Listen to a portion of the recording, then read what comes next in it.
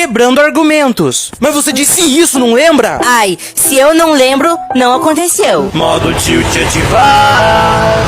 Deixa eu te perguntar uma coisa então, doçura. Tu viu por acaso quando seus pais transaram antes de você nascer? Quê? Mas isso nem faz sentido. Cala a boca! Lembra do nome do médico que tirou você da barriga pra vir esse ser humaninho que você é hoje? Você se lembra? Então como você acha que você tá aqui? Cara, por favor, Vai para. me dizer que não lembra também. Então, tu lembra ou não lembra, desgraça? Não, é claro que não. Então você não se lembra. Então não aconteceu. Mas eu tô aqui, como que não aconteceu nada disso? Desculpa, é que você não se lembra de nada disso. Então nada disso aconteceu. Entendeu? Camundongo encharcado.